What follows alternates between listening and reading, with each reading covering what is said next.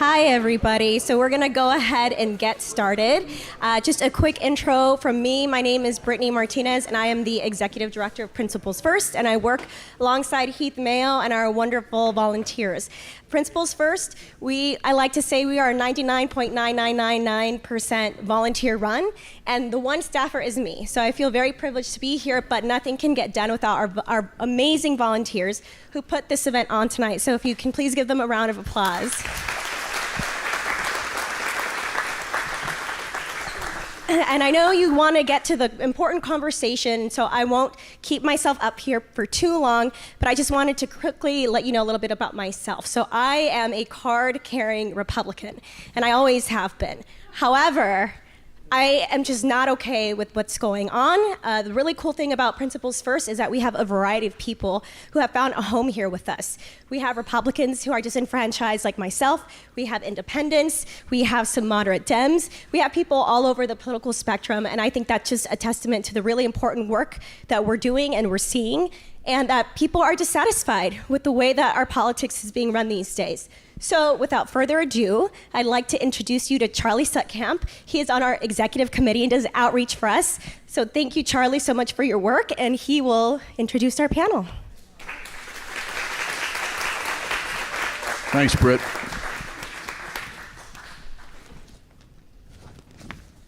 Okay. Okay, so Principals First, can you hear me? All right, it was started by Heath Mayo, and Heath is right there. I'll tell you a little bit more about, we'll know more about him in a minute. Started in 2019 or so. Heath was a card-carrying Republican, and then he saw what was happening with the Republican Party. He was not happy with it. He was not happy with CPAC and the way that was going, and he wanted to start an alternative, especially to CPAC. And I got to let you know, we're not right, we're not left, but Heath wanted something different, and it's not about Democrats, it's not about Republicans. To us, we have 15 principals, and he wanted that. He wanted people to run for office that are in office that are on principles. It's not about identity, it's not about giving up your principles to just be in office. What it boils down to for me is that we are here to protect the Constitution, the rule of law, and our democratic republic. And that's what we're trying to do. We are a grassroots movement, all volunteers except for Brittany. And we just have been growing over the past 4 to 5 years. There were 75 people at the first summit. Heath, is that about right? Yeah. We had 1,000 last year, this past February, and we sold out our venue with 1,000. We would have had more. Yeah, it's true. Yeah, the Proud Boys actually brought us a lot of attention. Good. A lot of people want to know more about us after that. Really. And you're gonna see us next year at least 2,000. And I can tell you that because I'm in outreach, and I call the folks that are interested in us. So they might email us, whatever. And last year I made about 20 calls. This year, myself and a few other, we made about 125 calls. So we just grew a lot. And I think next year we're gonna be, if we're gonna get a venue that big, we'll get 2,000. All right, so. The other thing we're doing, and Heath will explain it more, is we do grow through our annual summit and through events like this all around the country. We were in Chicago, Texas. Where else have we been this year so far, Keith? Okay. New York, South Carolina. And that's how we do it. Again, we're all volunteers except for Brittany. It's totally grassroots. The summit is a lot of fun. It's 2 days. It's a lot of good speakers. I'd encourage you all to go to that. All right, on to our panel tonight. Jim Swift is moderating for us. Jim is a senior editor at The Bulwark. He has been with us from the very beginning. He wrote the first article about us. Yes. And he, let me see here. What are your areas? Oh, economics, Congress, politics, trade, and so forth. So, thank you, Jim, for coming. Our Democrat tonight on the panel is Amy McGrath. Amy graduated from the Naval Academy and then was commissioned into the Marine Corps, became a fighter pilot. She was the first woman, I'm going to say this without looking at my notes, first woman to fly an FA-18 on a combat mission. In the Marine Corps. I knew I'd forget that. And if you want to be reminded what an FA-18 is, watch Top Gun 2. That's what she was doing. And she was not only doing that, she flew 89 combat missions before she stopped flying in the Marine Corps. But then she went on, this was still in her Marine Corps, she served as congressional fellow advising senior members of the U.S. House of Representatives Armed Services Committee on Defense and Foreign Policy. She became a senior instructor in the political science department at the U.S. Naval Academy, teaching U.S. government and national security courses before retiring after 20 years in the Marine Corps with the rank of lieutenant colonel. Yeah. And she has started Honorbound. Okay. It's a nonpartisan organization committed to leadership development for women with a service background and encouraging those women to run for elected office. And she also wrote a book, Honorbound, An American Story of Dreams and Service, which is about her time in the military, her decision to run for political office, and the lessons she learned along the way. And most recently, she started a podcast with a former Republican member of Congress, Denver Riggleman. It's called Truth in the Barrel, because Amy and Denver share a love of bourbon. But besides that, they talk about the Constitution and just current events, political current events. Thanks, Amy. And our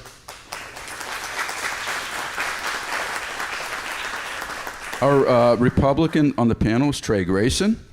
Over here, many of you know Trey. He was the first he was Secretary of State of Kentucky, elected in 2003, re-elected in 2007, and at one time you were the youngest Secretary of State. Yes. Pardon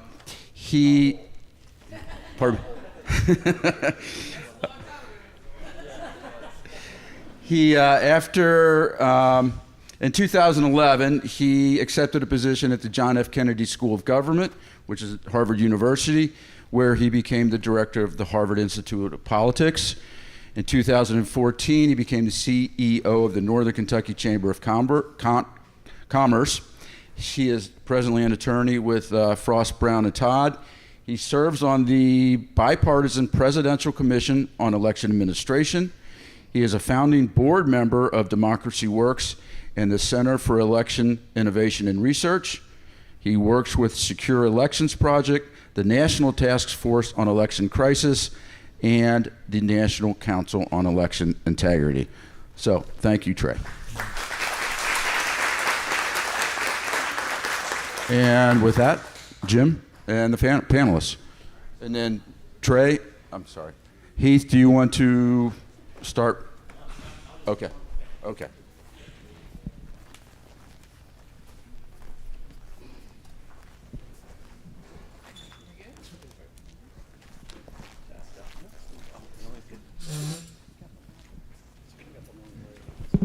Test. You guys hear me?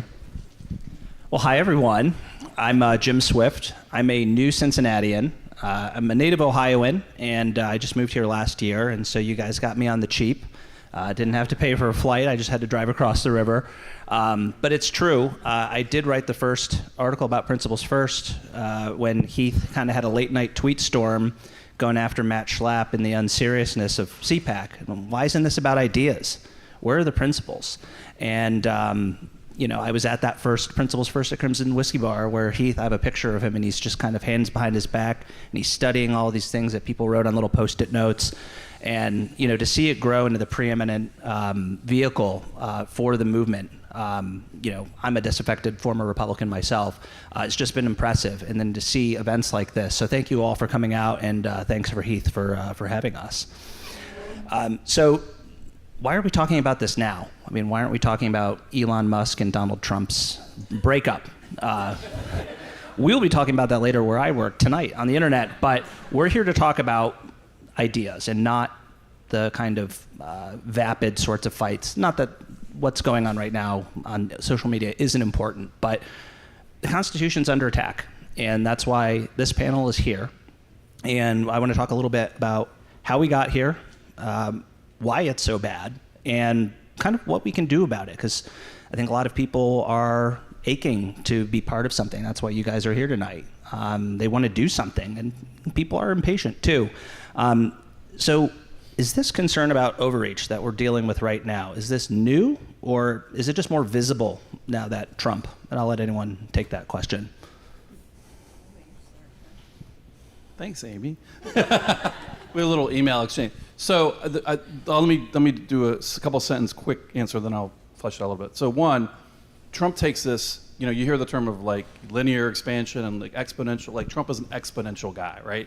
He's taken this to the whole next level. But this is not something that Donald Trump solely caused, and it's also something I don't think that when he leaves office will stop, might reduce because of the unique features of his personality and his approach to governing. But when we were kind of talking about this issue, I started thinking back to, we could go, you go back to the beginning of the country, but let's just like focus on this century, the last 25 years. So I think back like in the Bush administration, the push during the war on terror, on the rights, when we were tracking down the terrorists and trying to get information, and there was this sense that things were more urgent, and so some of the constitutional protections that we have maybe weren't.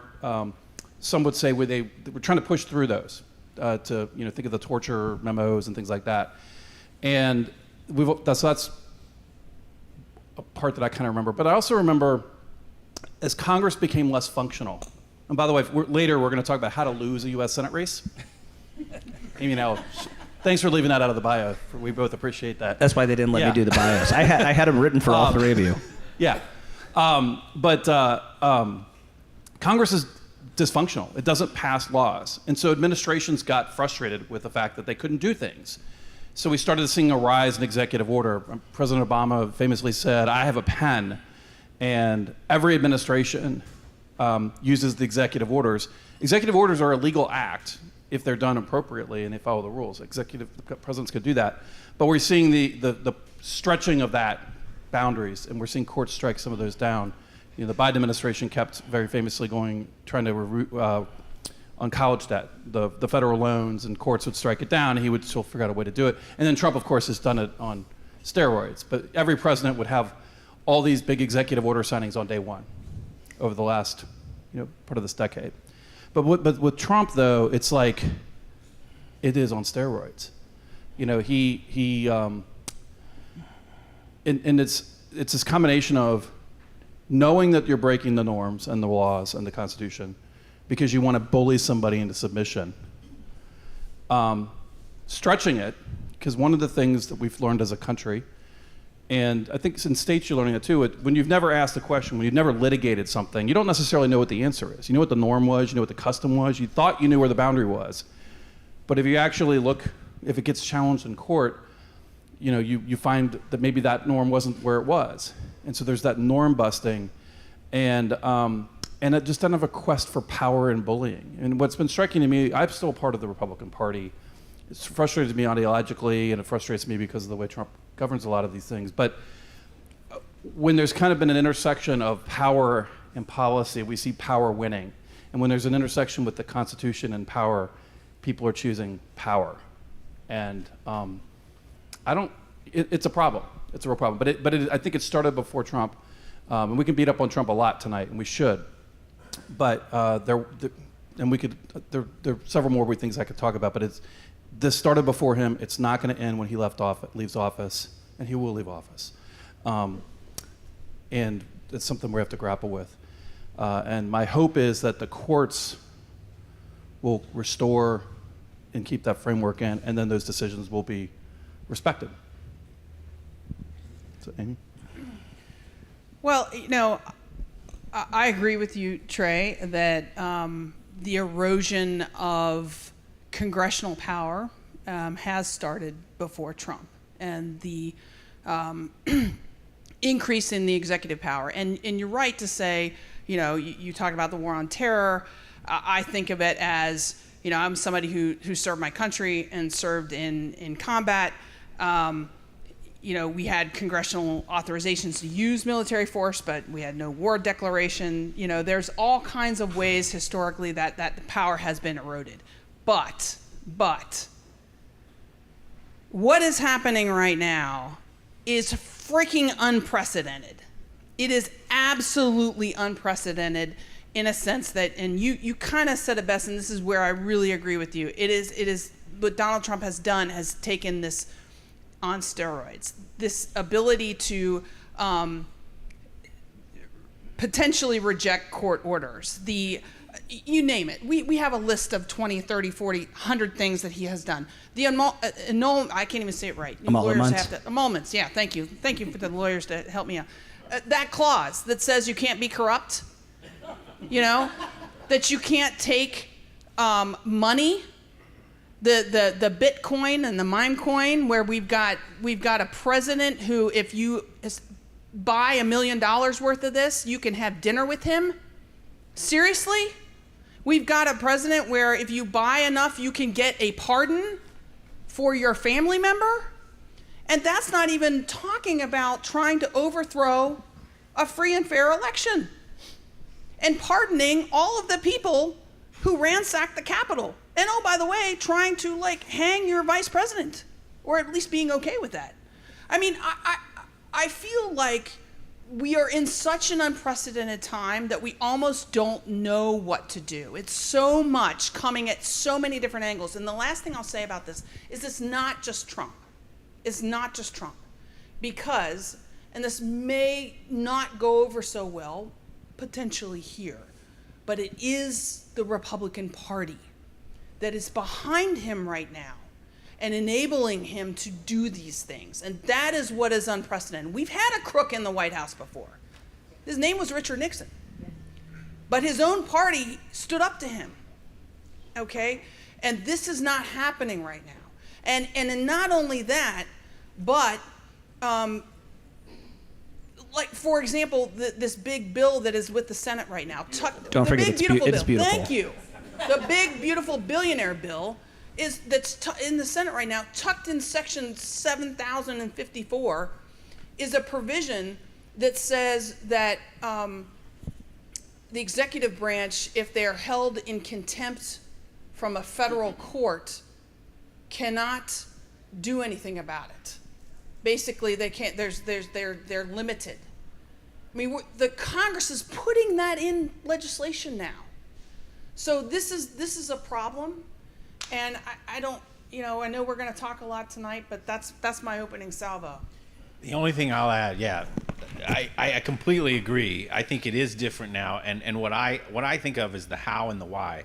The how I think it is different now is the abuse of emergency authority. I mean, everything is an emergency, and it seems like all the lawyers that advise him, I can't believe that there are lawyers that advise him, but they basically try to cram anything that he wants to do. They say there's an emergency for that, and as long as there's an emergency, we'll figure out a way, and then we'll just throw it at the courts and see what the courts say. That has been. It used to be, even in the terror, even in the wars in Afghanistan, when we were doing those things, there was this exigence that truly was. I mean, we're at war. I mean, those are different rules, different things are happening. Sometimes those are questions of first impression. These are not questions of first impression that he is testing. They're making up sort of claims about different types of emergencies to just see what will stick at the courts. And that, I think, is fundamentally different than how we have tested and bent the bounds of constitutional norms in the past. So that's the how. But I also think an important point is the why. I think Trump is uniquely on steroids. He's sort of a megalomaniac personality, sort of self-impressed person that is a wild card. That's a big part of it, I think. Another part of it is the Republican Party. But remember, we've just elected this. You know, we voted. The Republican Party voted for it. The country voted for it. It is a political problem that we have in our country right now. Our neighbors, our citizens have been gripped by this story that they are a victim, that there's something, that someone out there, another American is to blame for the problems that they have, and Trump has sold them in hook, line, and sinker that bill of goods. So that fundamentally, yes, we have a problem with Trump. Yes, we have a problem in the Republican Party, but we also have a political problem. And we have to, I think that's why this is so important. I want to thank you all for being here this evening, for the people that come to the summit. I think things like this are a key part of how you solve that political problem. Because at the end of the day, we can complain about Trump all we want, but you got to beat him at the ballot box. You got to have more people in this country who think that he's a problem and that think that's not the direction that we should go, than think that do. And so that I think is the crux of it at the end of the day. Now, here's the point where I'm going to suck up to the panelists. I don't think we would have as many problems if we had a Senator Amy McGrath and a Senator Trey Grayson right now. Keith and I worked on the Hill in various forms over the years, and so we kind of know it. And I think one of the important things for you guys in this is, as Amy pointed out, really the problem right now is among the Republicans and less with the Democrats. And, you know, as a kind of lifelong Republican who worked in Republican kind of controlled media, and that was sort of my job for a while, was to kind of go after the Democrats professionally. But I got to look at my own side here, and I think back to, you know, back when 15 years ago when I worked for Jeff Davis, who was the congressman from Kentucky's 4th District here before Thomas Massey. He had a bill called the REINS Act, the Regulations from the Executive in Need of Scrutiny Act, and that was my life for a year. And the House passed it, but, you know, the Republicans still pretend it's kind of a thing, but do they really want to give scrutiny to Trump's regulations now? And the answer is no. And you're seeing the 72-hour rule, you know, that Republicans, remember when we were going to read the bill in 3 days, and now they're like, my bad, fam. I missed that part about the however many trillion dollars in the debt ceiling. It was on the last page of the bill, so they didn't even go to the end, you know, to see how the bill ended, but spoiler alert, a lot new debt. It's being written by leadership. It's, you know, Mike Johnson and people in his office, and these people aren't reading it. And, you know, when it comes to filling that void and replacing, and I'm speaking here as just Jim, not on behalf of Principles First, but replacing those Republicans with people who want to legislate. You know, one of the things that Trey wanted to talk about, and I'm going to move to, is the Chevron defense. You know, I just think of the REINS Act and just how many years it took off my life trying to get that. It was a good concept. We passed it in Kentucky this year. Yeah, and I mean, we don't need to all talk about the REINS Act, but basically it's to give Congress a voice in administrative actions, right? So, you know, the Northern Kentucky Water District is, you know, I'm not even going to go down that story, reliving it. But, you know, there are ways where the administrative state can interfere in the kind of lives of state and local governments and with businesses and whatnot. And it's a way at the federal level, because what I'm talking about is slightly a little bit different, is to give Congress a voice before those regulations go into effect. And they've just deferred too much of their power to the executive. And now I'm going to go to Chevron, because that really raises an interesting question, because last year in a suit brought by some fishermen, the Chevron defense, and I am not a lawyer, so I'm going to turn first to our lawyer here, former Secretary Grayson, talk about Chevron and what it means that we don't really have all of it anymore. They kind of pierce the protections of the previous ruling. Yeah, the Chevron decision was a case involving Chevron decades ago, and it basically said that if there was a dispute in a court, that the agency would get deference. They were kind of deemed to have more knowledge when they promulgated that rule. And basically, I guess another way to look at it, ties go to the executive. And when Congress doesn't pass laws, or when they pass a law, it's vague, and the executive has to fill in the gaps, and so they do that via regulation. And Chevron basically, the joke was if Chevron said that the agency won, Supreme Court struck it down, And what I find fascinating about this is that, in theory, that should actually weaken the Trump administration going forward, because now they don't win the ties. They might not win all the close decisions. But one of the aspects of this was that we would see, from administration to administration, when there were party switches, we would see the law ping pong back and forth. So if in the area of labor law and employment law in particular, we would always see it go back and forth. And the agency was making different determinations, but they always got that deference. It was hard for businesses to figure out what the rules were. It was hard to make long-term plans. We saw this in the environmental and employment labor laws were the two big areas where you saw the impact of this. But now you don't have that. So I think, in some respects, even though Republicans and from the right were really pushing this, and I think this is I'm glad the court struck it down, but I also find it ironic that a lot of those people who were pushing for it, as soon as there's a court decision where the agency's not given that deference, and now that it's the Trump administration promulgating those regulations and making those decisions, a friend of mine who shall remain nameless jokes that whenever ideology and power, or principles in power, come into conflict, too often right now it's power is winning. Maybe not in the courts, but like if you're in that dilemma, you're choosing the power. I want my side to win. I'm for local control, except when I'm not. I want the agency to have to not get deference from the court, except when it's my agency. And so I think that's a new guard, and we'll have to see how that is applied going forward. And it's also a little bit of the background. We saw Trump go after Leonard Leo, who was the advisor on judicial appointments in his first term and one of the leaders of the Federal Society. If the courts keep holding up the lack of Chevron and keep not deferring to agencies, that'll just give Trump something else to go off on, because he'll get really, really upset about his judges ruling on principles and not on deference to his power, his ideas, what he wants to do. Yeah, and I share your view that I'm not hostile to Chevron, but I heard from constituent groups when I worked on the Hill.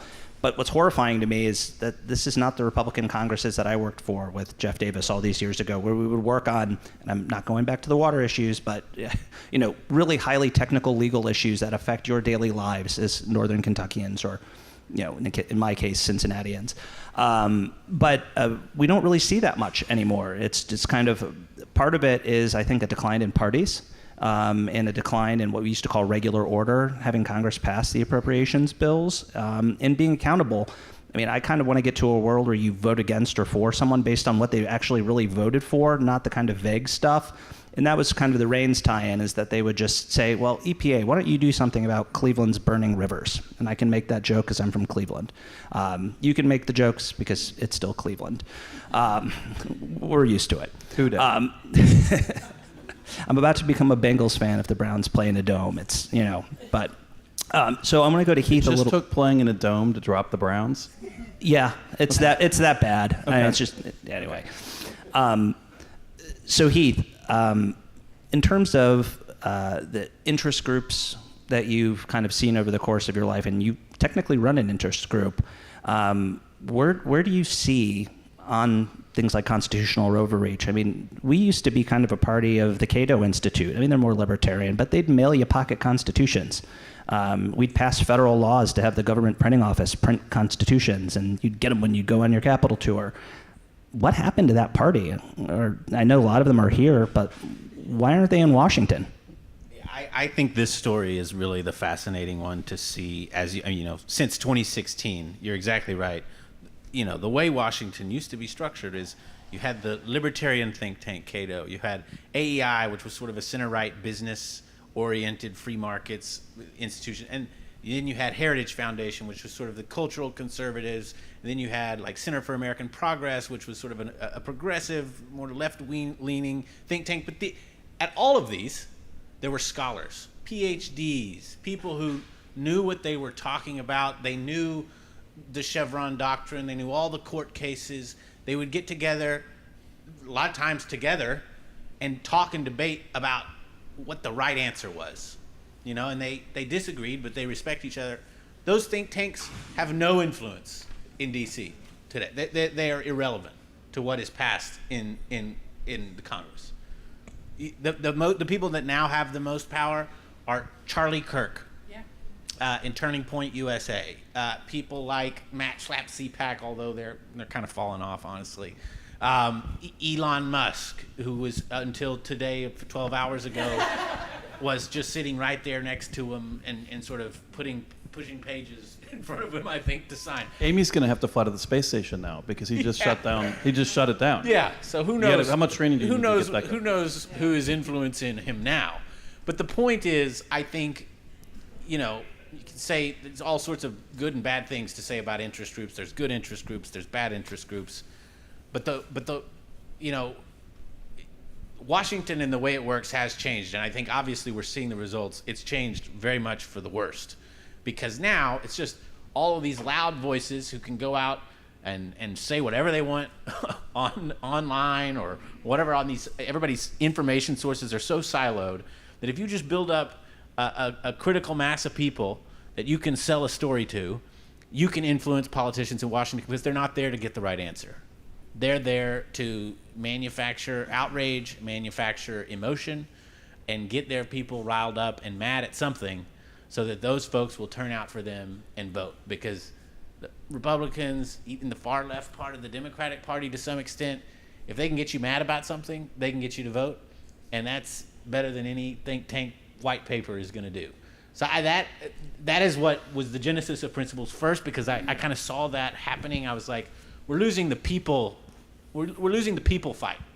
They're getting people in rooms and building community and identity around their ideas and their emotional victimhood, honestly. And we got to, as Americans, figure out how to combat that, because I think that is really the source of the corrosion that we've seen.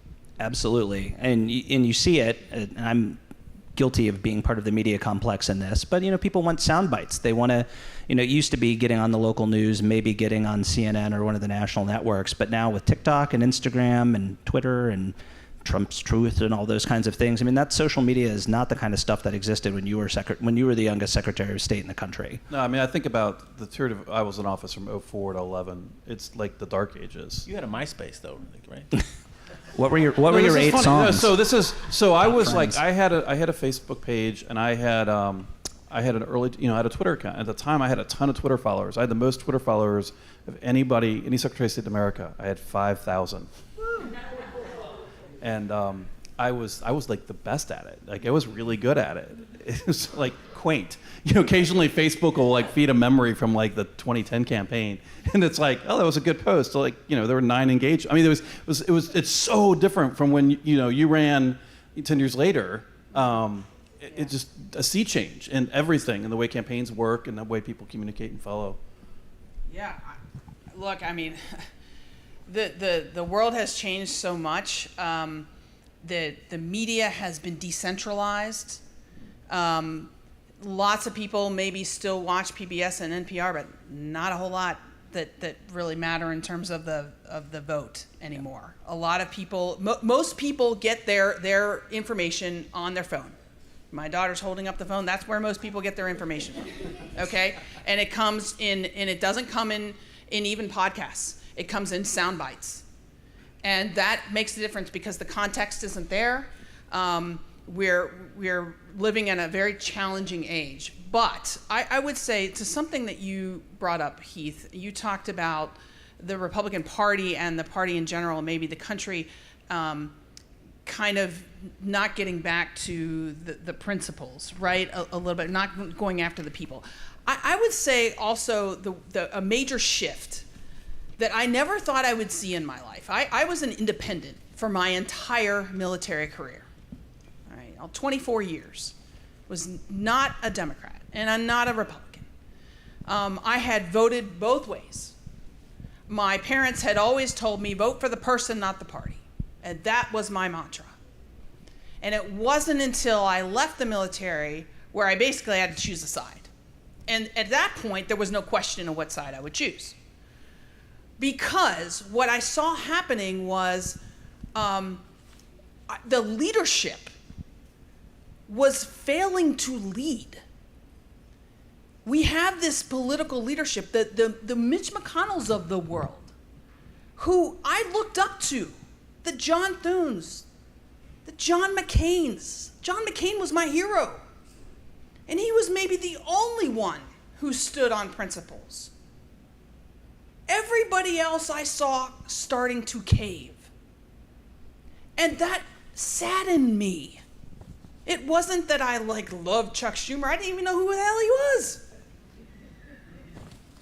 But I saw these guys that I respected start to follow and be okay with this guy by the name of Donald Trump, who just said crazy things, acted a certain way, was mean to people, disrespectful to people, was not the kind of leader, had no character, had no honor.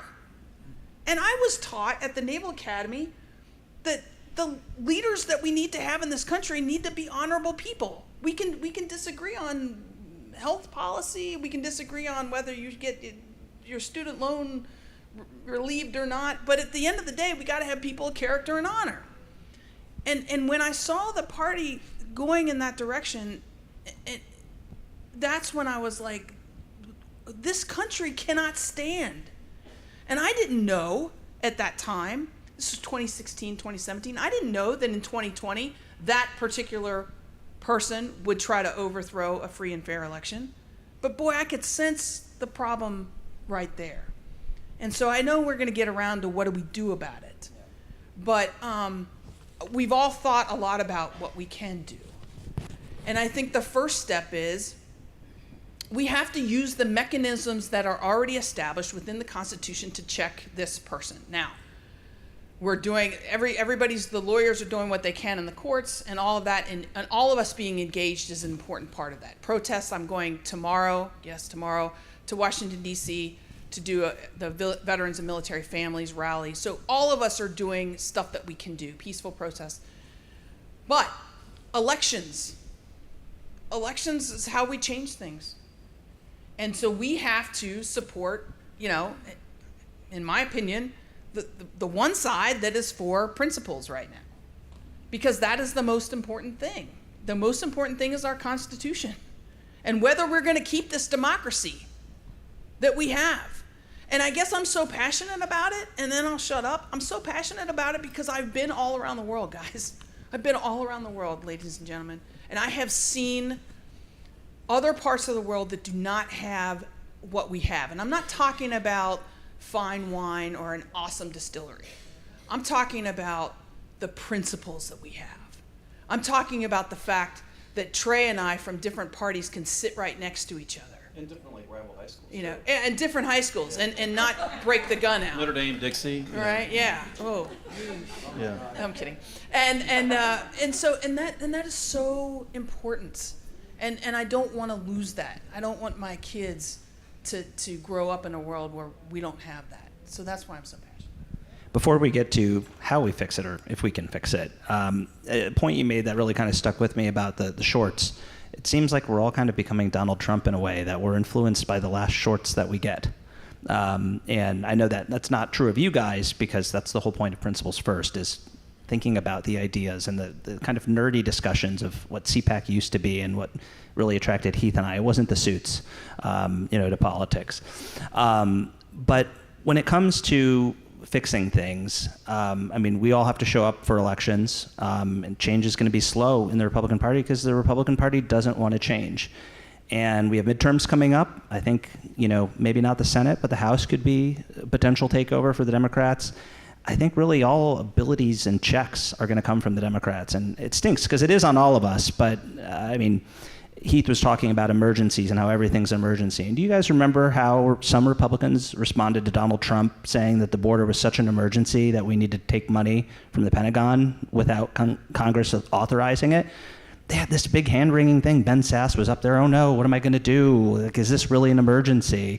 And then they all caved. But we're not really going to get that. We're seeing it now with some members saying they didn't read the big, beautiful bill, and who could have told them, that there was the provision in there about the debt, or making sure that courts can't enforce when people are held in contempt.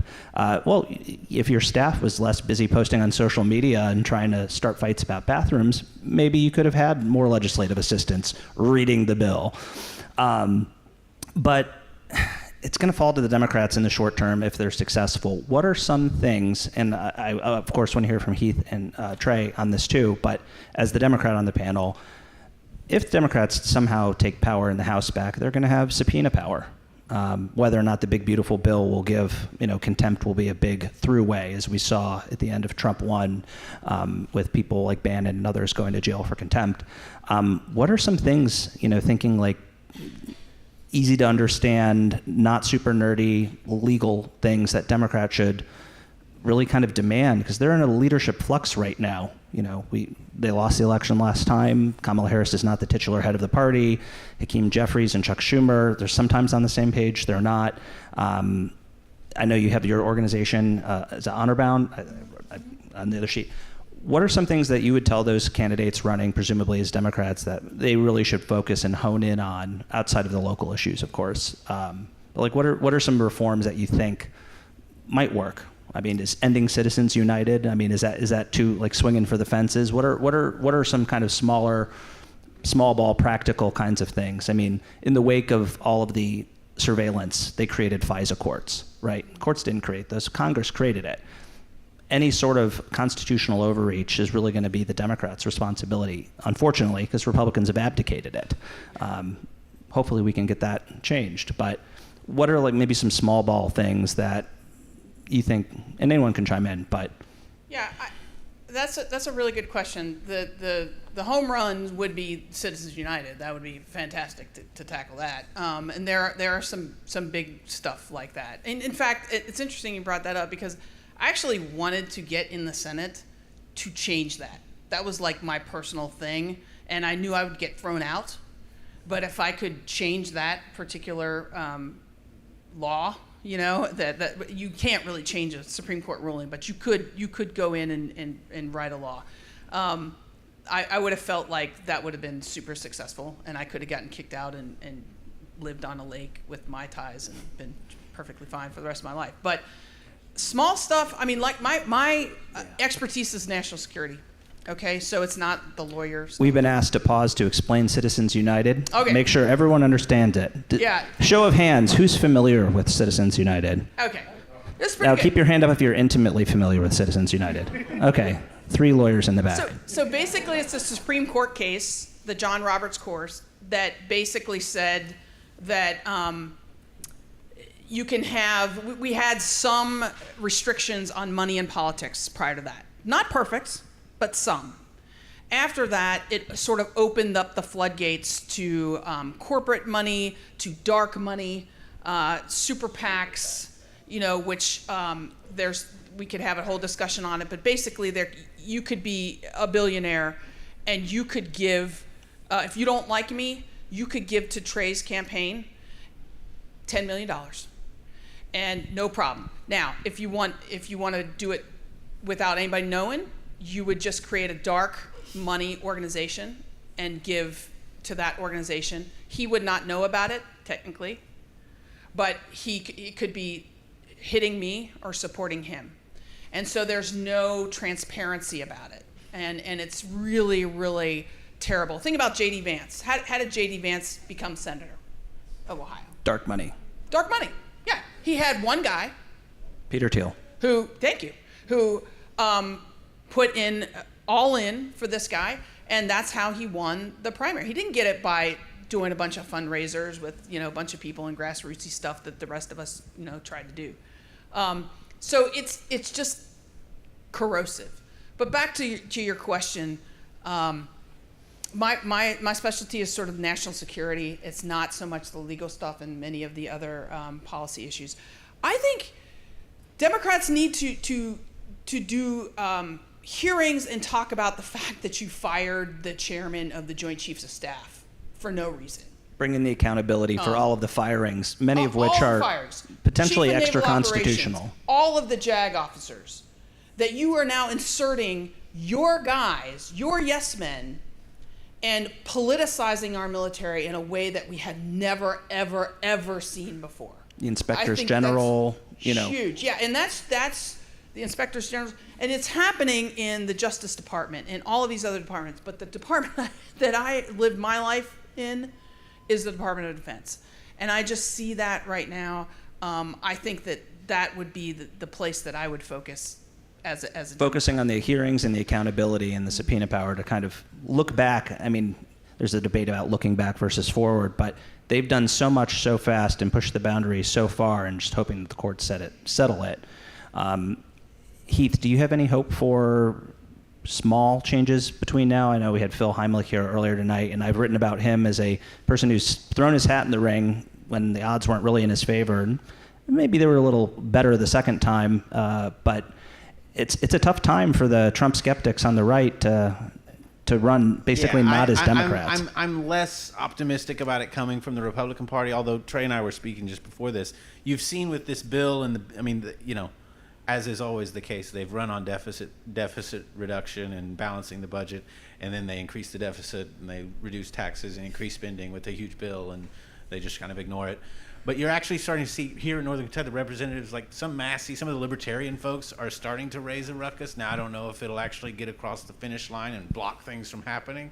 So I maybe it's just the noise that they typically raise, but that may be, there could be something there. But I'm much more inclined to think, like Amy was saying, that this is going to have to come from the Democrats and, just a broad movement from the American people. I think Democrats should really re-embrace sort of the founding and the Constitution. This was my thing back in the day when I was a comfortable Republican, was like, I thought they were about defending the Constitution and the rule of law and like limited government. I think the Democrats could really embrace things like pulling back in authority from the executive, limiting the scope of authority. Like we should repeal IEPA and the president's unilateral authority to levy tariffs immediately. What is IEPA? Oh yeah, it's like I don't know I know it's like the International Emergency Executive Powers Act or something. It basically is what President Trump has used to declare an emergency so that he can just raise 150% tariffs on every country, that even our allies. This is the most ruinous thing that has happened to the global economy. It's ridiculous that can be happened now. In days olden, when people were sane, and people were reasonable, and the leaders who actually knew what they were doing, you would give the executive, and I used to be of this view, that in war and in trade, it's going to take some time for Congress to act on some things, and you actually need an energetic executive to respond if a country slaps a tariff on us. You need an energetic Congress too. You need an energetic Congress, and now I've been completely disabused of the notion that we cannot afford a powerful executive. Clearly, we need a powerful Congress, and I think they need to withdraw his emergency power to levy tariffs. I think we ought to be looking at other ways to reel back in authority. I think, like what you were saying, the Chevron decision is good. That now Congress maybe will have to get off its butt and start to do some things. But Democrats could really lead the challenge on that to the Trump administration. I think it would pose some things. I think also sort of electoral reform at the local level, like the way that we pick our candidates in primaries. We tried to do that in Ohio. It didn't work. Yeah, I mean, rank the vote, some of these things. I think there's some creative ideas there. Gerrymandering has just gotten ridiculous. Looking to figure out like which states have really done this well with either independent redistricting commissions or whatnot. I think that can really help, because there's in some states gerrymandering to get a district that is just perfect for, your most left-leaning Democrat or your most right-leaning Republican. And both states have done this, has really driven a lot of the partisan polarization that we've seen. So that could be another one. Our kids should be able to draw a congressional district. It shouldn't require a computer. Before we get to solutions, I have one question for Trey. I'm concerned about the courts and Trump's attacks on the courts. It seems to me, now this might be sort of like Duolingo for Republicans who've spent the last 20 years, not always wrongly complaining about activist judges, but a lot of these judges are their friends. And they're in the Federalist Society together. They know each other. Maybe they clerked together. Maybe they went to law school together or whatnot. And, we saw literal attacks on judges' families, and people died during the first Trump administration. It seems to me, now I'm not going to go to Ted Cruz for this, because if the guy won't stand up for his own wife, he's not going to stand up for other people. But there are a lot of Republicans out there who have friends that are judges, and Trump is attacking them to try and delegitimize them. And I know Justice Roberts, who's the Chief Justice of the Supreme Court, is very concerned about the court's integrity and its future. But there are lots of these judges out there who are getting a lot of attention, and some of it's due to forum shopping, which we talked about via email. We can talk about that. Some of it's just due to the physical nature of where these cases have to happen. But can't Republicans stick up for some of these judges who are ruling on these things? Like, is that a bridge too far, or do you think that they're capable of it? For many Republicans, it may be a bridge too far, but this is a tricky one, and it's a personal question for me because two of my closest friends are on the Sixth Circuit Court of Appeals from here in Northern Kentucky, and their lives are very different today. Kentucky, we actually just passed a law at the state level to allow judges to remove their home addresses from various databases, so that you couldn't find out in the way you could find out my address, Citizen Trail, you could find my address through an open records request of some type. You wouldn't be able to do that if a judge opted in for them and for their family, and also broader for law enforcement. But it was very specific when it led with judges. I do think, so let me go back to the first, to me, like the next 4 years, rebellions are built on hope. I'm a Star Wars guy, right? I struggle to find a lot of hope over the next 4 years, other than the fact that we have elections, and do have faith in the courts.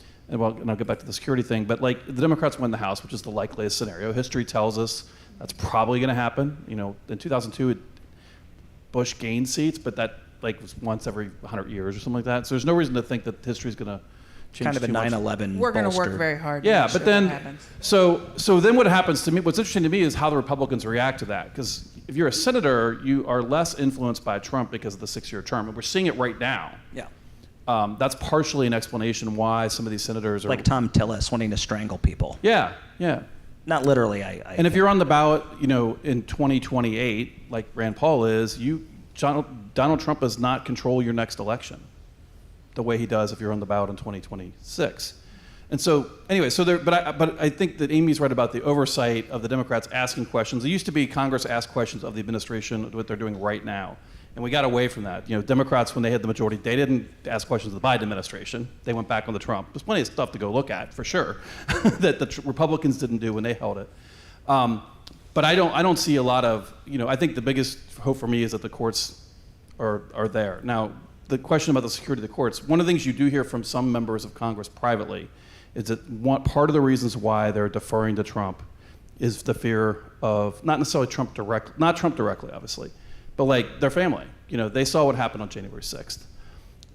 They saw the venom in those folks' eyes, sometimes very close at hand. And there's some people in the world who do think everything's an emergency, and so it justifies behavior that we wouldn't have thought about as being remotely the kinds of things we have to contemplate. The number of death threats. So I was Secretary of State. If I were Secretary of State today, even in a state like Kentucky, I'd be getting death threats every once in a while. I was at the Secretary of State's conference 4 or 5 years ago, and literally while the FBI was talking about what to do if you got a death threat, the Colorado Secretary of State got a death threat. Mike Adams gets death threats. We're not a battleground state.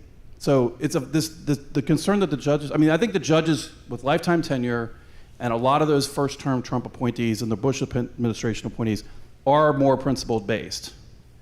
But they're also human beings. And this is one of the aspects of all this, is that we're human beings and we're flawed and we're sometimes weak. Yeah. And that's not an excuse. That's not an excuse. Do we want to go to questions in a little bit? But it is an unfortunate part of, and Trump knows that, which is why he does this. Yeah, and a lot of our democracy, when it comes to guardrails, it's people, and people are weak, and you see that in some cases, and I think that local protection of judges is something that definitely they can consider, and I hope that some of these Republicans who are in office will speak up for their friends if Trump targets them. I think what we'll do is, before we go to questions, we'll do a quick round. Amy, you go. Just really quickly, I think there's an optimistic side of what is happening right now. And you asked the question, what should Democrats do if they get power? And I'm sure there's Democrats out there that want to look to the past and figure out, in retribution or whatever, with the same thing that Donald Trump is doing right now. That isn't the way I would do it if I were there. I would look to try to fix the things that we now see are glaring problems. the Insurrection Act is a glaring problem. It never was before Trump, because we never had a president who has no character and no honor before. The immunity, all of those things are now glaring problems that if we had serious legislators that could get into office, they would not look to the past, but they would look to fix the things in the future so that a Donald Trump of the future, which will happen, cannot do these things again. All the way to the point where things like the sole use of a nuclear weapon. You know, our commander-in-chief can start a nuclear war. You know, I understand the need to be able to defend. Okay, I got that. We're not going to wait for Congress on that one. Marco Rubio was right. But to start a preemptive attack, a nuclear attack, it's only one person, folks. Maybe we should rethink that one. Okay? And I learned this only recently, just because obviously the people that are making the decisions. But the number 2 authority decision maker in the military chain of command, obviously Trump is the chief. Number 2 is the Secretary of Defense, is Pete Hegseth. Pete Hegseth is if Trump doesn't make a call, it doesn't go to the chairman. I thought it went to the chairman of the Joint Chiefs of Staff. It does not go to the chairman it goes to Pete Hegseth. And we used to live in a country where people like Bob Gates would stay over, and he surrounded himself and he fired all the Joint Chiefs, you know, and the people who would stop that. There's like a 22-year-old intern is the highest paid employee in the DHS leading a terrorism program. Yeah, it's crazy. So my last thing before we get to questions is the one fix. I'm going to read the question because I agonized over how I word it. If you could implement, and we'll go just in sequential order unless someone really wants to jump in. If you could implement one reform, whether it's legal, institutional, or civic, what would most effectively push back, that would most effectively push back on executive overreach? What would it be? And mine would be civic education while you think about that. I think about the hundreds of hours I spent meeting with the close-up groups. I know we have some young kids here. Like, it's cool that you guys come to Washington, you meet your senators, or more likely you meet with a staffer like me, but you had interesting questions, and it was a different time. People are learning, and I've gotten the sense that civic knowledge has decreased to the point where we are susceptible to misinformation and disinformation, and our attention spans are short and we don't like reading. So civics and reading are mine, but everyone wants to come up with their one fix. I was going to say civics was actually something I worked on in office. Now I can't say it. You can. Sorry to steal it from you. Well, here, let me come back to me, because I will think of something else. Okay, well, civics is a good one. On the way here, I was behind a guy in a pickup truck with an upside-down flag and then another bumper sticker that says, "I follow the Constitution." So I was like, interesting. Which party is this guy? I don't know, but I like passed. When did he put those stickers on? I don't know, but I think 2 things. I know you said one, but I'm That's going to say 2.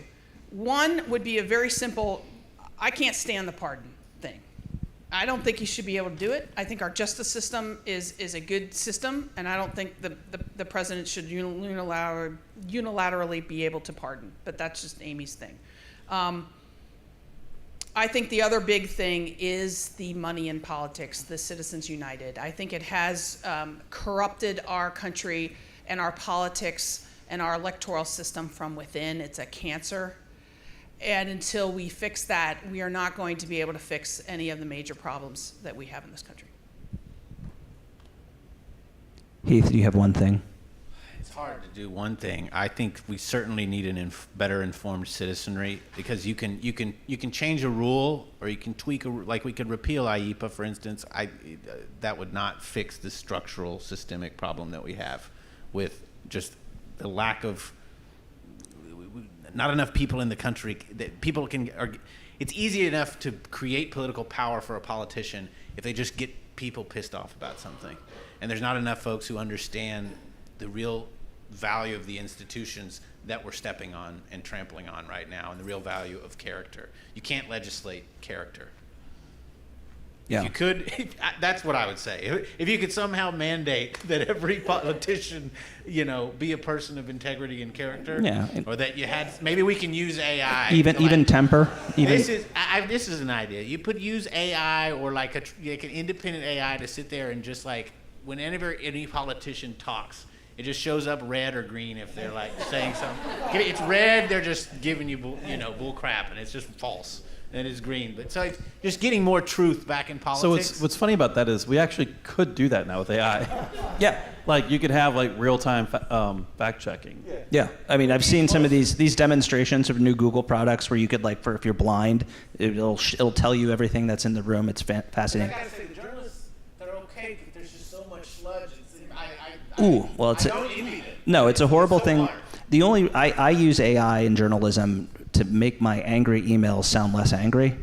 And it's not fun or cool to be angry, but unfortunately, that's Trumpism in a nutshell. Is it's fun to be angry and outraged at people, and it's not cool to be like a nerd who cares about the Northern Kentucky Water Authority's consent decree with the EPA, which I'm happy to talk about with any of you after, if you want to talk about that. That's why our bills are so high. Yeah, it's not the hills and aging infrastructure too, but so let's turn that over to questions, and we'll start with Bob, who.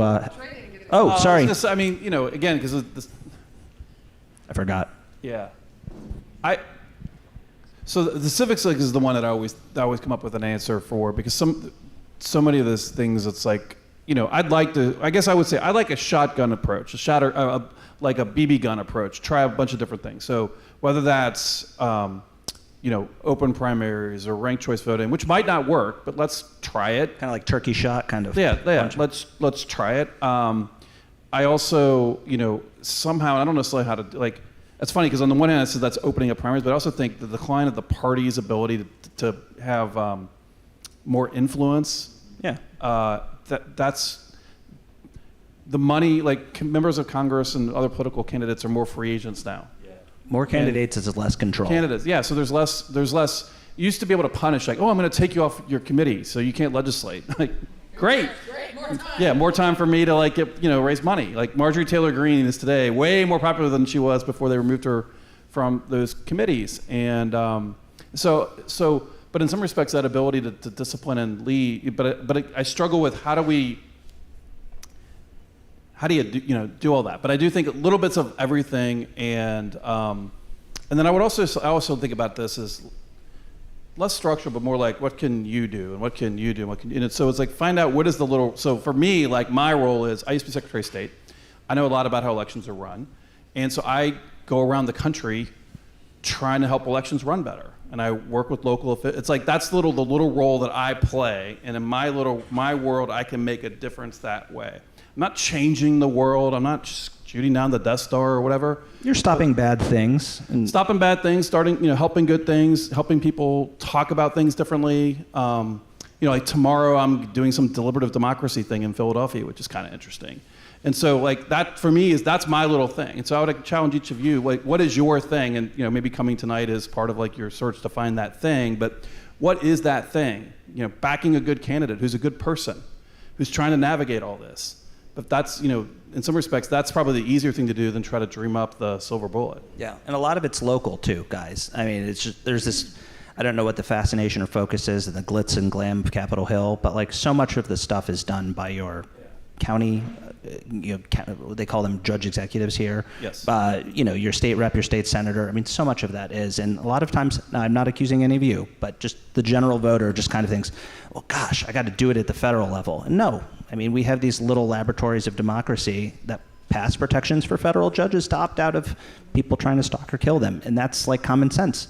But it's not as fun as shouting at your neighbor on Instagram. Bob, we're going to go to you with the first question. What's your question? Well, I come from what you said was the golden age of democracy. Back in the 70s, I worked for one of the U.S. senators here in Kentucky. So I always look at the aspect that we have supposedly 3 separate branches of government. And then I was one of those people that just abhorred what happened in January the 6th. So I thought about this quite a bit in the sense that since there's 3 separate branches of government, very few people understand that each of those branches of government is entitled to its own police force. So, in the Capitol, it's the Capitol Police. The presidential, the executive branch has got a whole slew of different federal agencies. with police powers, but the judicial branch has its police officers are known as the U.S. Marshals, but they're under the Justice Department, which is under the executive branch. Now, I believe Cory Booker has got a bill before Congress to move the U.S. Marshal branch over to and be under the control of the Supreme Court. But I think he's missed one thing, and I'm going to look at Amy directly, and that is that only one of the federal branches of government has an intelligence operation. And so when it came down to January the 6th, where was Congress getting its intelligence information from? Not the executive branch like it should have been. So I think that should be added to that bill is an intelligence agency for Congress and an intelligence agency for the Judicial Department. So I'd like to hear the response to those. I'll give you a second to think. To add on that, I think, and you can correct me if I'm wrong, Trey, judges also have the ability to deputize people who aren't U.S. Marshals to enforce the rulings. Am I right in that? Within certain circumstances? Yeah. So until that happens. In the Capitol Police, which is under the legislative branch, they do have an intelligence division, but it is like 5 guys, like 5 officers, and they're really just trying to make sure that the people who go to the Capitol outside and protest aren't armed and whatnot. It isn't a real FBI kind of counter-terror type thing. I mean, my initial take on that is that's a very interesting idea. I kind of feel like if things are working well, then the congressional members of Congress should be getting their intelligence from our intelligence agencies, okay? And that has always been the case, and they're supposed to be getting those briefings. If it were me, I would focus more on the issues that we know are a problem right now. So I mentioned the Insurrection Act earlier. The Insurrection Act is an act that was passed a long time ago, but one of the things, it's kind of like a scholar said it's like a nuclear bomb ready to go off within the U.S. Code.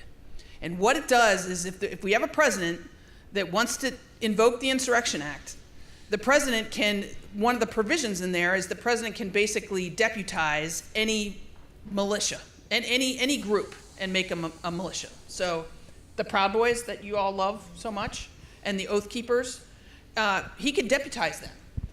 And he can say there's an emergency, I'm invoking the Insurrection Act, and that to me is very, very scary. And if I were in Congress, I would say we need to change that. We need to change that because we cannot trust going forward that a president will use this, and will not abuse it.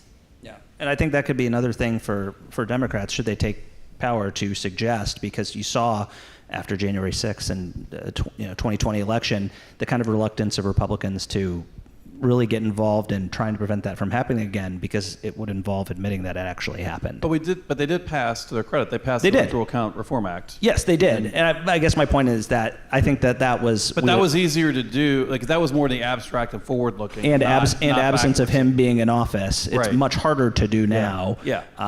And so, yeah. Do you have a comment on Well, this? I was going to say, the security, I think... moving the entire U.S. Marshal operation over, Raylan Givens become part of the... Yeah. But I do think we need to do more. I mean, they clearly need more security of their own that they can control. Because the mere thought, again, we wouldn't think about this with a typical strong imperial president. But with one of the things that we know about Trump is he's, again, like I said, he's not afraid to push those boundaries and try those things. Or even you might think there was an column I read today about the sort of the madman theory of foreign affairs, which Richard Nixon famously tried to do, and others. And this writer was writing about how Trump tries out of foreign affairs. It's not actually working very well in foreign affairs, but it's kind of working pretty well inside the Republican Party, because Republican elected officials are worried that he might primary them or come out against them or do something. And so they think because of that, they are they just don't do some things. And so I would worry if you're a judge and you're in the back of your mind thinking, well, maybe they won't protect me if something happens. I could, it's like I'm a trial judge, well, that's going to go up on appeal anyway. Or I'm an appellate judge, I'll just go up to the Supremes. And we've seen people try to assassinate Supreme Court justices. And so I definitely think you're onto something with the having something about, and maybe that's the Marshal Service or maybe it's another I mean, the service. Capitol Police are protecting the Supreme Court. Like, there's a recent change where the Capitol Police protect the Library of Congress and the Supreme Court. But it's been interesting watching. Like, I was Andy Barr was in town a couple weeks ago at this Republican event that I went to, and he had a Capitol Police officer with him. And 5 years ago, he would never have.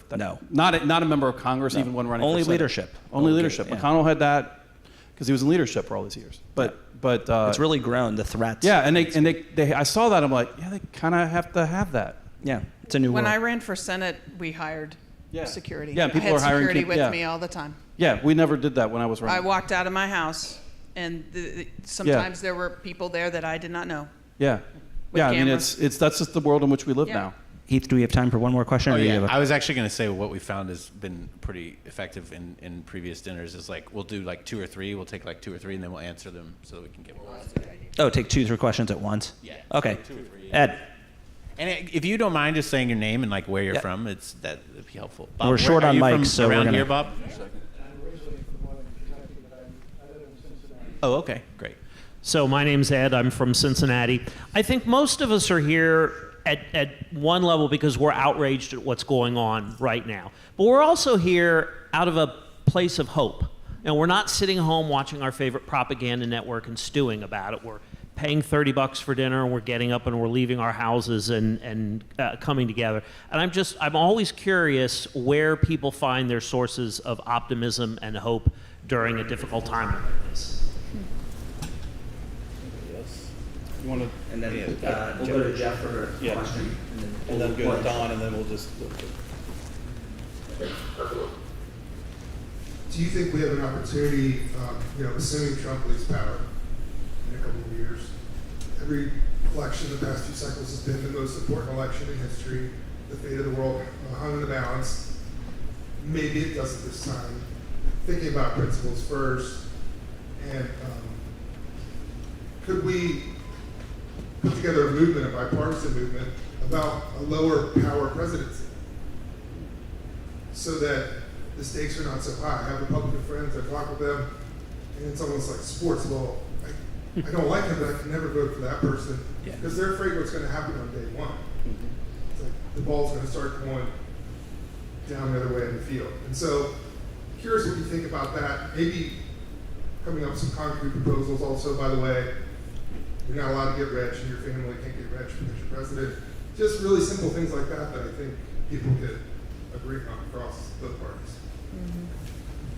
I think we'll add one more and then. Thank you so much. My name is Dawn. I'm a lifelong Northern Kentuckian. I've always been very involved with the community. I have switched parties I don't even call it the Republican Party anymore. I feel like that's all we talk about. Where is the voice of who's resisting? And I think sometimes is it where I live, is it geography? But at the end of the day, like, who is leading all of these efforts? Who's in charge? We heard Greg Landsman speak last week, and he was optimistic, but I'm like, who's doing that? Because I'm not seeing who we are fighting. Who's fighting? Good Lord. It's tough. Okay.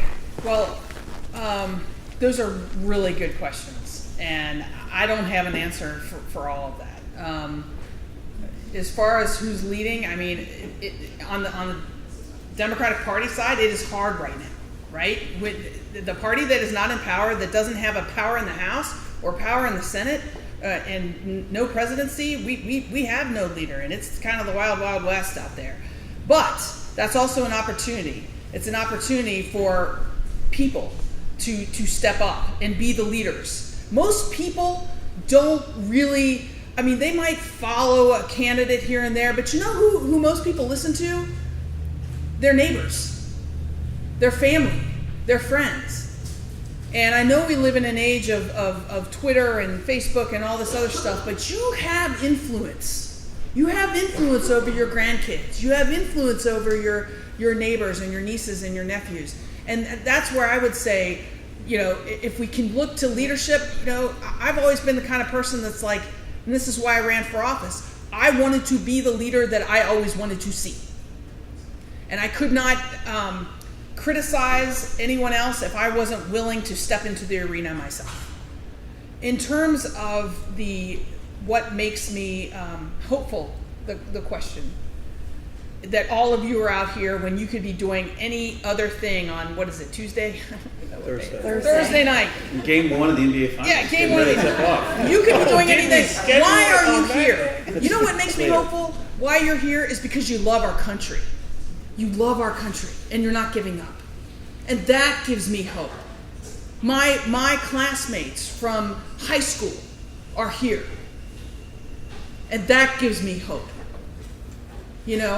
And so it's the little things like that I think just Americans, 1% of us maybe, but we're going to lead. And Amy, I'm sorry to be disrespectful, but we've lost the friendships, we've lost the jobs, we've lost the family members fighting for it. Yeah. I do think it's a leadership issue at this point. It's not about people fighting the good fight, but we've taken hits for it, and it's like there's so many missed opportunities from leadership to fight back right now. Yeah, I agree, and I don't have a good answer for you. I'm just going to keep trucking where I can. So I guess the way I would try to synthesize an answer to all these, what we've talked a little bit about, but is be engaged locally. I would also say, and Dawn, you in your career have done this, is there are a lot of other institutions in society that make society better. And while our politics and government's not working very well right now, there's a lot of nonprofits, NGOs, charities, and things like that need volunteer help and that are helping to fill that breach and helping to solve that problem. And so that is a concrete way where you can make a difference at a local level. The second thing is when you're looking out, look for the candidates. Again, maybe it's the state senator, the state rep, the judge executive, the whatever, who's the good person who's serving for the right reasons, because they just want to make their community better, or they want to give back to the community that gave a lot to them. Like one of my North Stars is every institution that ever made me a better person, I'm going to give back to in some way, shape, or form. And whatever, Dixie Heights High School, Harvard University, Governor Scholars Program, whatever has asked for help, I'm there because they made me who I am today. And so, find that outlet. And then the thing, I guess, is why do we do all this? I don't know. I was the kid who, I just liked politics when I was a kid. I liked government. I liked, I believed in a greater call. My dad was, for those who knew, my dad was a retired banker, and he was really involved in everything. And he was involved in politics because he said he wanted to make sure good people got elected to office. He wasn't like a political junkie. He didn't knock on doors, but he supported good candidates. And I always took that from him, that we needed good people. And I remember when I was thinking about running, I said, Dad, remember you always told me that, we got to have good people run or the bad people will hold the office. Well, I'm a good person. I want to run. I want to give up my legal career and go do this. And he's like, yeah, I did say that to you. And then, as I mentioned earlier, I found this niche where I'm working to make elections better in this country in my portfolio, and it's something that I'm uniquely qualified to do. The Republican who cares about election administration. There's not a lot of us, but there's a lot of people who are interested in making elections work better, but have maybe a slightly different idea on how to do it because they're Republicans or from the right. And so that's the world that I occupy, and I'm working really hard to help make that difference. And it's not being in the United States Senate, it's not being the Secretary of State actually in office, but it's an important role. And so, the flag and the patriots nostalgia. The other thing that's interesting is next year is the sesquicentennial of this country, the 250th anniversary. And it ought to be a time where we're thinking damn, we made a really good country, 250 years ago. Let's celebrate that. And I hope that and we had the 200th. 1976 was not good times either in America. I was told. I was 4. I don't remember much. The Reds won the World Series. That was cool. But but it was not a great time in American history. We're just on the heels of Watergate, Vietnam. We withdrew that. I mean, but we celebrated the bicentennial. Maybe the 250th will give us a little bit of juice to focus on what's good, to give us the insights and the energy to try to address what's bad. And then the last thing I'll say is my new favorite phrase is 2 things can be true at once. And so your side can be wrong, and it's still your side. You can call out the person on your side. You know, Harvard University shouldn't get beat up the way it's beaten up by Donald Trump, but that doesn't mean Harvard shouldn't change. And because it certainly needs some changes. And so I think too often we get this, again, maybe not the people in this room, but a lot of people, it's my side, I defend this, I defend that. And 2 things can be true at once. And don't let yourself fall into that trap, and don't let others fall into that trap. I think these 3 questions are perfect questions. It's great. What's going to give you hope? What message is going to win? And why don't we see leadership? They're perfectly tied together. And I think, the 250th, I think, is a really important moment for the country. And we're going to put the summit next year. The theme is going to be America at 250. And it's going to, we're still talking about what it is, and we encourage you, if you have thoughts about what we should talk about, get involved and let us know. But we see that as a very hopeful moment to refocus everyone in the country on what it means to be an American, because it feels like, I think a lot of us in Principles First think that the country has lost touch with the ideas and things that make America great. So it's a moment to refocus. So that makes me hopeful. The fact that people are coming together like this in larger and larger numbers makes me hopeful, because honestly, when we talk about how to fix it and what we need to be, this needs to be happening. MAGA has beaten us at this in terms of showing up in person, seeing large rooms of people. You were talking about the people who aren't just drinking politics 24/7. They look up and they see their friend post a Facebook post of a big rally that they went to, and they don't know what was said. They just see a big rally of all of their community members, and they're like, well, maybe I'll go next time. We gotta be those rooms of people, right? So that's a big part. That's why what you've done tonight is really important, because people in your community will see this full room, on a rainy Thursday in Independence, Kentucky, and it's going to reach other people that you didn't even know you were reaching tonight. So that is good. And it also gets, I'll say, it gets on the radar of the politicians who are currently in office. So the fact, this is larger than a regional GOP meeting, I'll tell you that. Mm-hmm. We did one in Dallas, a couple months ago, and there was about 100 of us in the middle of Dallas, and Colin Allred came to speak, and a bunch of former military members. And about the 2 or 3 days before the event, we got an email from Senator Ted Cruz's legislative chief there in the state, wanted to come see what we were talking about.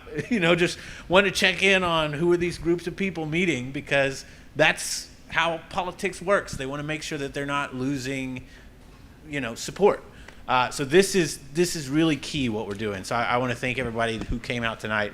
On the idea of message, I think you're exactly right. I think that the void of leadership in the Democratic Party has created a real opportunity in the Democratic Party for the incursion of new voices with new ideas. So it's going to be a really exciting time to see who, even in 2026, you're seeing Kyle Sweetser, who has come and spoken at one of our events. He was he worked on, he was a contractor and worked on roofs in Alabama. I think he was I don't know what he was. I think he was a Republican, but now he's running as a Democrat for Senate in Alabama. He was running against Tommy Tuberville, but now he's running for governor. But he was a Principles First, and now he's running for Senate. Same thing with Dan Osborne in Nebraska. He ran as an independent. He got 49% of the vote, and he's running again. So who knows? There's just different people with new ideas coming out, but I think you are right on it that this message of let's you could on Article 1 make Congress great again or something like that. That reduces I think even Trump supporters probably, after this is all over, are going to agree that, the presidency's too damn powerful. We got to rein that in so people can't be launching meme coins for their family members and making money, and this is just nuts. So you want to talk about money in politics. So anti-corruption, anti-expansive powers, I think there's a lot of road to hoe on that. But in terms of your question on leadership, I think a lot of politicians are in Washington miss the fact that like one of the things, and I can't believe I'm saying this, but one of the lessons that Trump has taught us about politics in 2024 is that the most important ingredient is authenticity. At least people believing that you're not selling them a bill of perceived. We know that Trump will lie and say whatever he thinks, but he's an authentic liar. People be like, I know he's lying, but damn it, I agree I like his lies. Like that is. But there's so few politicians in Washington that have that commodity. It sounds like poll tested, ran it through the washing machine with a bunch of consultants, bill of goods, and people like the average American hears that and they're like, "What is this guy? Like, what is this person? What are they saying?" So we need.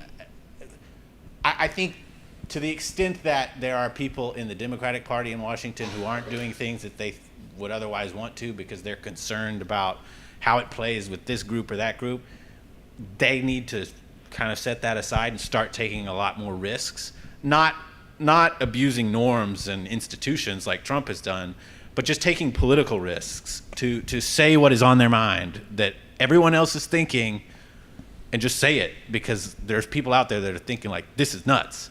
That is what I see is missing a lot of times, and why we don't see as much leadership is that there's like too much hesitancy and like risk aversion among politicians to just kind of, oh my gosh, I got here, I'm just gonna kind of just stay here and just not say anything or not do anything because I'm a senator or I'm a Republican, I'm a representative and I never thought that I'd be here, so I'm just gonna do what I'm told. That is the problem, I think. Yeah. Piggybacking on that, going with Ed's question, what gives me hope is you guys. And I know that sounds like a suck up, and it is. But showing up is important. And so many people don't show up to anything, whether it's the ballot box. I saw a video just this past week. There was an immigration raid in a town with guys dressed like they were SEAL Team 6 coming to a Mexican restaurant to get people. And the patrons got up and they walked peacefully and just started chanting shame at guys with M4s and body armor and tactical stuff that you don't need for that.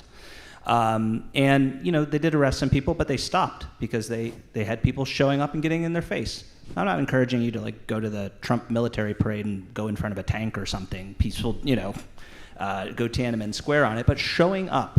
So many people don't do it. And as I mentioned at the beginning of this, Principles first started with about this many people at a bar in Chinatown. And it's fewer than this. Okay. It's a big room for us. Yeah.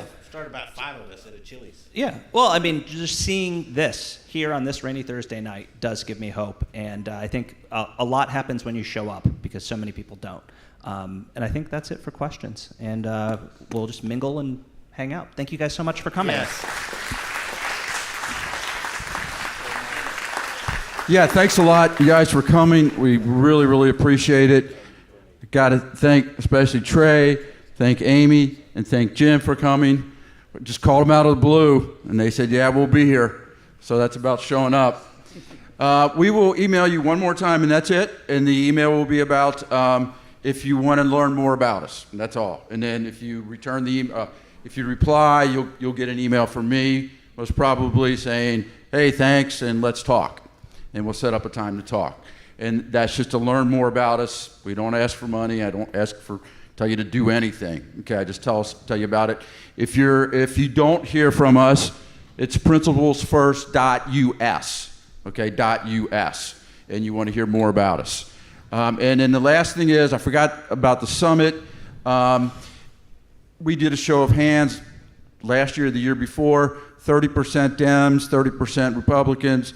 30% Republicans, disaffected Republicans, and then about 30% independents. And the vibe of the summit is, I think, summarized by a lady that came up to me after the first day. She said, I'm a liberal Democrat, and I'm going to be back next year because we're all here for the same thing. And I thought, that really did sum it up about what the summit is about, or kind of what it does. And then I got one more story. A lady, her and her husband came, and she was talking to me. She said, My husband's a big Trump supporter, but he turned to me at the end of the second day and said, "This is good. We'll come back next year." Didn't really change his mind on being a Trump supporter, but again, the whole vibe is, I think that it's about policy and just government in general. Okay, you're not going to hear Republican bashing or Democrat bashing, stuff like that. So I think it's like tonight. It's what you're going to get from a lot of different speakers from all over. Okay, that's it. Thank you. Thank you. And I'll just add, because I know it's a little bit back to what you said, and a lot of people who come to these dinners, I mean, we meet them sometimes for the first time. The biggest thing people want to know is, what can we do? We need to do something now. What can we do? Some people are marching in the streets. That's great. We're going to be part of that rally that's in D.C. with the vets. There's these No Kings protests. Those are important. What we are doing at Principles First are things like this, wherever and whenever we can do them. So if you came tonight and you're from Columbus or you're from Cleveland and you're thinking, we could do this in Cleveland, let's do it. Like, we want to do it. Talk to Charlie, talk to somebody. Like, we want to go there and we want to do it in your community so that we can bring this many people together. And that's how this is going to grow and snowball and change things. It's also, we don't do it just like this. We did a town hall in Winchester, Virginia, where it was just at a public library. We brought together, had some public health experts and things, and just had a town hall. We've done, what else have we done? We've done just simple gatherings and meetups that aren't dinners, but it's just kind of a get together and dinners. People meet up and talk about current events. So we're going to the Iowa State Fair. We're having a rally there. We want to go where the people are, basically. I know Fancy Farm. I've been down there. Maybe we go down there. I don't know. But any ideas that you have, we're completely grassroots, volunteer, sort of blood, sweat, not blood, but sweat, tears, energy, grassroots grit. So if you enjoyed this evening, we're just thrilled to have you here. We want you to be a part of what we're doing. And so thank you very much. It's great to see everybody.